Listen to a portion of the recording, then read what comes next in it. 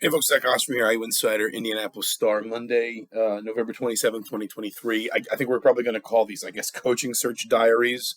Going to try and do one of these per day, at least for the foreseeable future. I don't know if it lasts, all the way through the search, although I suspect if Indiana has its way, the search itself won't take very long. So we may be able to fill enough of these. And I'm not going to promise that every one of these is going to come with a ton of, sort of new intelligence. Believe me, we will get that to you as soon as we have it. But just kind of wanted to at least sort of do these daily check-ins and just kind of talk about, maybe some of what's swirling around the search, separating some fact from some fiction, as I think a lot of people were doing Sunday night on Twitter. And just kind of, maybe a little bit of overarching, sort of backstopping of our coverage. So, again, it's Monday, November 27th. If you're watching this, that's kind of where we're doing this. It's about lunchtime. I would reinforce and probably even more strongly believe now than I did yesterday when Indiana made the change from Tom Allen and sort of, that the early, there's always kind of this early round of information, of rumors, of speculation, and agents linking coaches to different jobs and things right at the point when a coaching change happens. I think, I wrote this yesterday, and I believe this even more firmly now. I would be surprised if Indiana hires a coach that doesn't have a fairly extensive track record as a head coach. That may be somebody who's in a job now. It may be somebody like a Dan Mullen or a Paul Chryst who's been out of a job for a little while, but has that resume. And, the thing I will say is never say never in a coaching search. Things can always change. Somebody tells you no, you have a bad interview, your first target turns out wasn't really a good fit. Maybe somebody expresses interest that you didn't expect and you'd like to explore that avenue.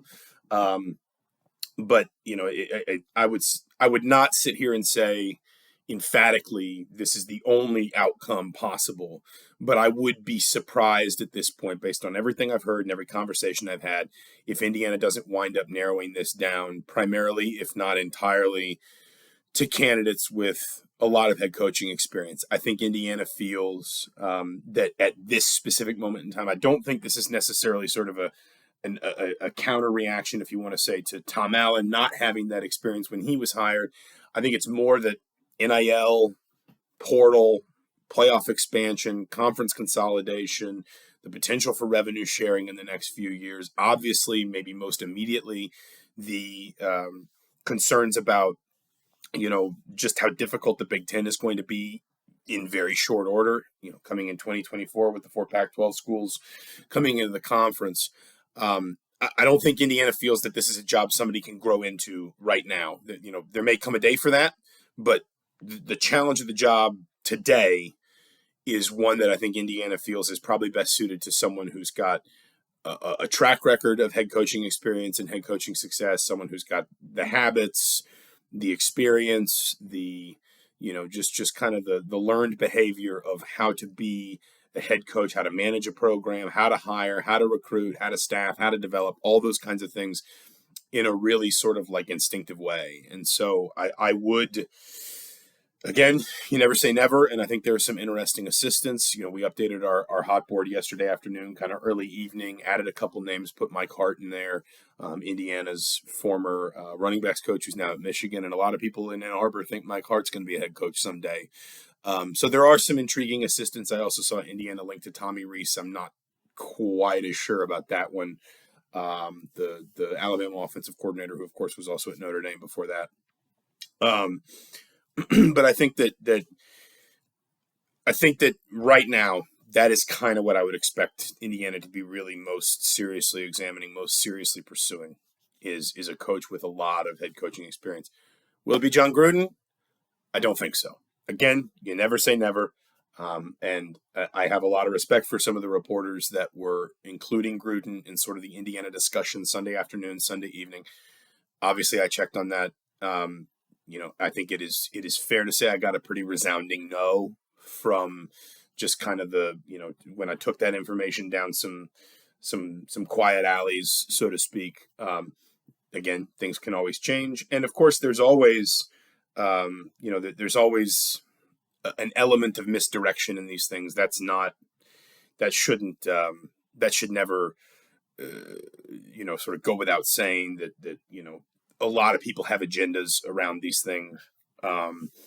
Agents want their coaches attached to certain things so maybe they can get a raise wherever they are, or to elevate their profile a little bit, whatever it might be. But as things stand right now, I do not expect John Gruden to be involved in this search in any meaningful way. I won't promise you he'll never get involved.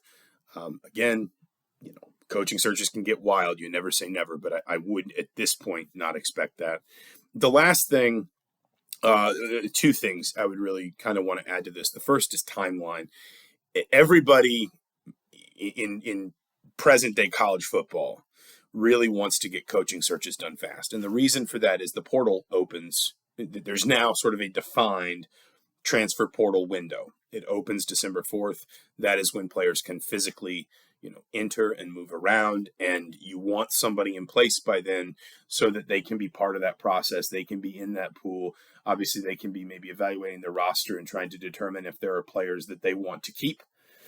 Or Brendan Sorsby, Dexter Williams, both already in the portal, just to use them as examples. This is just sort of a hypothetical, but if a coach came in and said, I really liked Brendan Sorsby's redshirt freshman season, his film looked really good, we need to do what we can to convince him to give us a chance and come back out of the portal and come back to Bloomington. You need to give your new coach time to sort of get his ducks in a row and really sort of organize himself to be able to do that.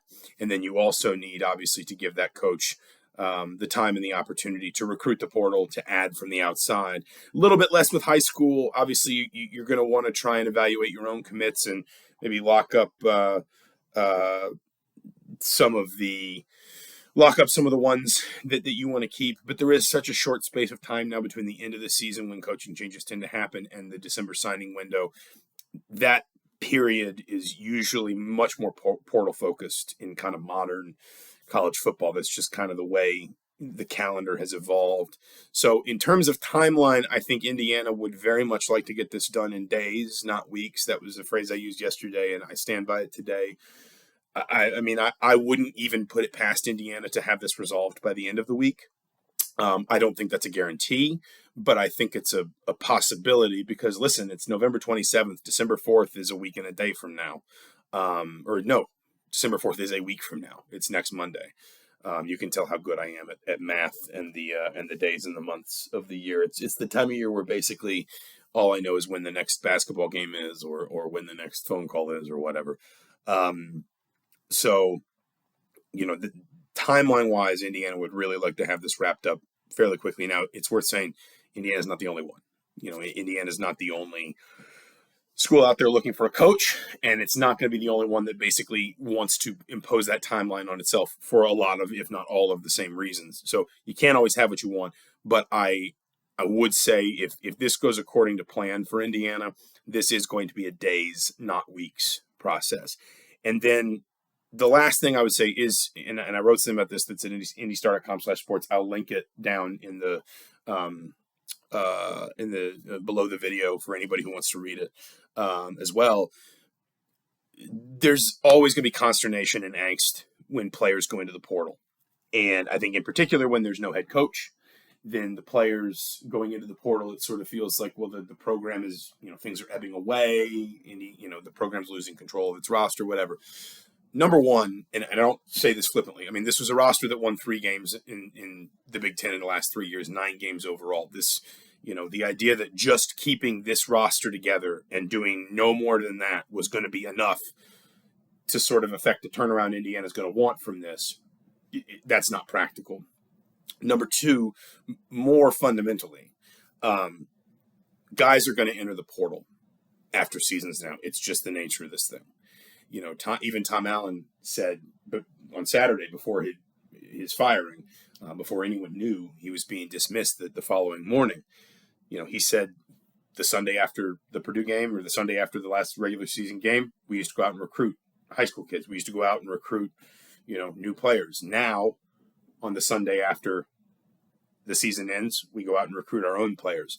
Even if Tom Allen hadn't left, even if Indiana had a better season, if Indiana had been 5-7 or 6-6, you'd still have guys who would be entering the portal because that's how they test their value. And that's, that is the mechanism by which they are able to sort of say, what does college football value me at, and how might I maximize that value in terms of, going through the portal process, being re-recruited, having NIL conversations with different schools and things like that. It's not going to happen everywhere all the time. And obviously, the further up the food chain you go, the less it's going to be a concern. But that's just that process, that sort of, I guess, phase of the calendar is kind of just here to stay in college football. It's always going to be more pronounced when there's a coaching change. There's no doubt about that.